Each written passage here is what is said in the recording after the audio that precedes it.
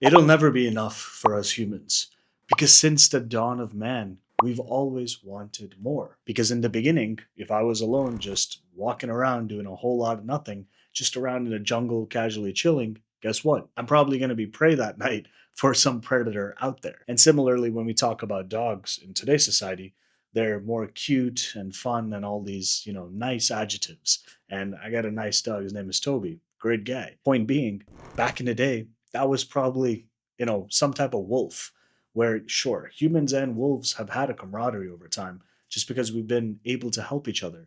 And similar to how dogs are in their packs, similarly, we have humans in our tribes, where eventually we started to do what? We started a band together. Let's say I traditionally like a male, I'm a hunter, opposite gender are gathered, are gathering berries while I'm going and hunting for days and days and days out in the wilderness and no guarantee of return. But when we do, and if we do, hopefully there's more food for the rest of the village. And so it started off kind of like this, and slowly we understood, okay, there's different types of, technology we used to call it back then. So like agriculture, and eventually the industrial revolution, like understanding, okay, blacksmithing, goldsmithing, just forgery in terms of welding, and wow, you can actually shape, metal with heat, and then the whole like discovery of electricity and harnessing energy slash power. And so as the years have gone along, now from then to now, if you talk about what was real back then in terms of like physical tangible value, there's a reason why, let's say, traditionally gold is a value because it's one of the rarest minerals, rather metals, which we use as a source of not just energy or a resource, but it's a commodity today because we've seen value in different use cases apart from just jewelry and being flashy and these type of things. So what does this all mean? What it means is it came from the beginning of actually saying, okay, what are like the four main things that, let's say, humans as a race need? Let's say, okay, sleep, right? So enough rest in our day, and then exercise, which you can also say in a different way of intercourse. Both ways is not just pleasure for dopamine, but another way to put it is there are calories being spent, being burned, energy to be consumed, and then energy being basically given out in a different fashion from like a reproduction long-term standpoint.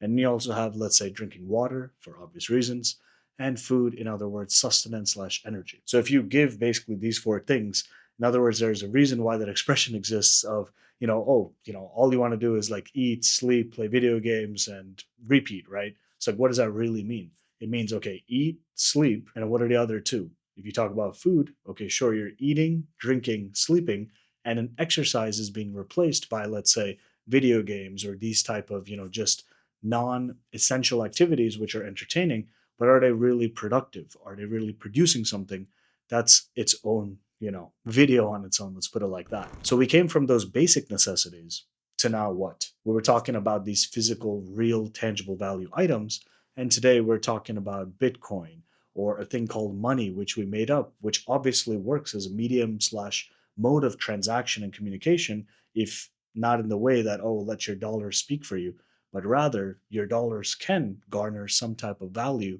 in terms of what they can purchase in terms of purchasing power. And so in the end, we started off from where? We started off from, let's say, humble beginnings as a human race.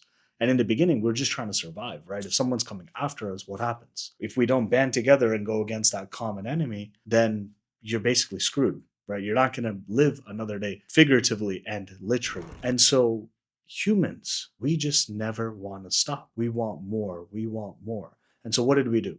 Eventually, we started from X amount of population to now we're talking like 8 billion plus people. And in my own lifetime, I remember it was like people would say, like, oh, yeah, there's 7 billion people in the planet. And then fast forward, now we're at 8 billion. And soon it's going to become more and more and more as time progresses.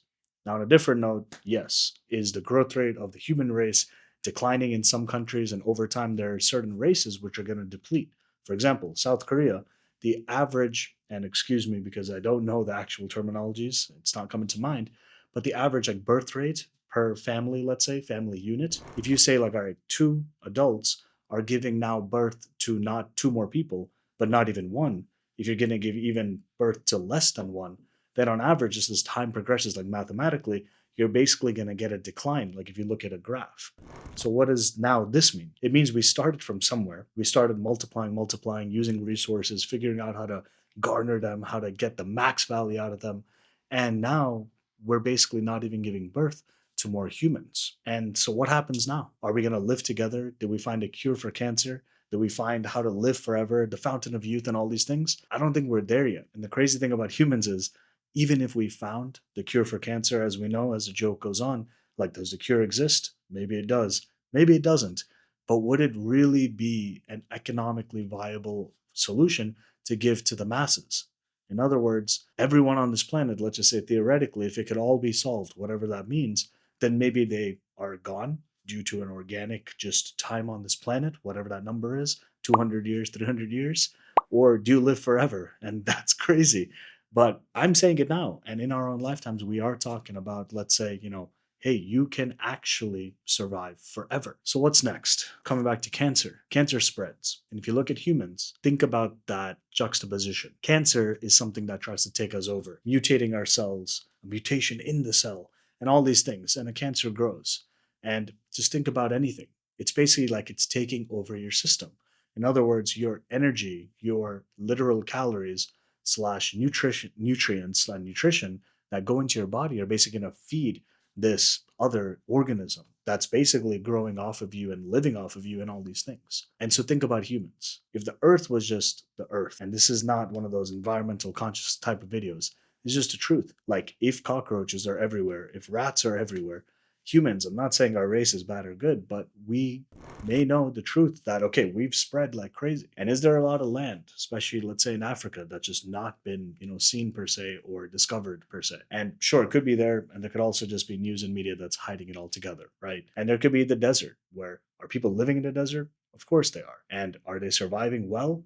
Maybe they are. But if there's no coverage or media, then we don't really know what the truth is out there. The point of this being that if the Earth is 25% land and 75% water, then if we've spread across the land, it's kind of like we just can't have enough, because we have to keep spreading, keep going, keep growing, keep reproducing, because the mission of life is to reproduce in these type of things. And I'm not saying that's right or wrong, but theoretically, yeah, if you don't reproduce, then basically you can consume while you're here. But if you're not creating, then you've just consumed, and who's going to suffer? That typical line: the future generations, the future leaders of tomorrow are going to suffer, right? Our children are going to suffer. All these lines, right? So what is next? What I think is next is, now as humans want to conquer space. There's nothing wrong with going and seeing, what does space have to offer? And if you've heard of the space cell theory, it's basically saying that, hey, if we're human and we look at the sky and it's blue, and we look at the ocean and, just, transparent water reflects the sky that's above. So, like,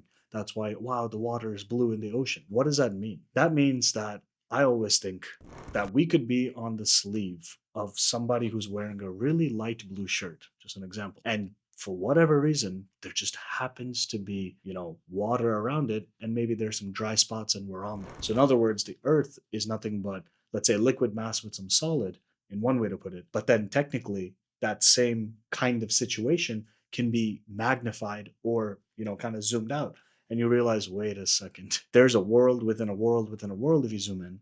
And if you zoom out, space could be, yeah, sure, it's darkness and you see like shiny things in the sky called stars. But what does that really mean? That means it could just be we're all on a black fabric, and we just can't, fathom like how big the world is. Ever think of an ant? And just think about an ant on the ground looking at your head. Let's be real. Is it really going to know it's your head? Or is it going to say, okay, like, obviously in my situation, like, you see a brown face and, maybe it sees that, right, when it looks up, and obviously whatever clothes I'm wearing and this and that.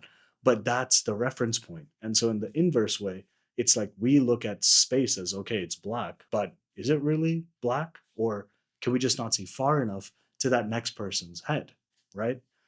So from trying to expand on this world and just like, keep on just spreading, right? There's nothing wrong with it. Like, it is what it is. But in the end, if we consume all the resources, or we don't figure out new energy and ways for us to survive as a race, then we're just going to eat into what's already there. In other words, if you have $10 in your bank account, you spend your $10, what are you left with? You're left with nothing. And can you go into debt when it comes to resources? Like, money's made up. But when you say like, hey, can I go into debt, like negative debt, to get more water? Like, we're not really borrowing from the earth. Like, if we're being real, we're not borrowing, we're using. And that's the fundamental difference. All of this to say what? It will never be enough for us humans. Because are we ever going to give up? Probably not. Are we going to keep on going? Probably yes. And if we all mutually decide to just give up, somebody has to do the work. And that's where these systems come into place, where the ants have their, hey, there's a queen ant and these worker ants and all these things. Similarly, I'm not saying humans and ants are the same, but just like species slash like specimen have come up with their own way of living and systems and traditions and cultures and da da da da da. That's exactly what we're doing because we're no different. Like animals and us, like humans always say, like, oh yeah, we're the smartest, we have like consciousness and we're genius and all the things, right? But like I always think like, yeah, I'm not disagreeing, but to think that you're the smartest person in the room, the real question is, do you even want to be in said room? And it benefits us. We're not being eaten by our predators. And obviously there's like mosquitoes and annoying things, which it's not like we haven't found a solution, but we found a solution where in certain areas they're not there and certain areas they're definitely there. And we basically avoid it just because, is it really survivable? Is it really a happy time? These are the questions, right? So in the end, we'll always want more because we've always wanted, and we're still striving for more to go to space.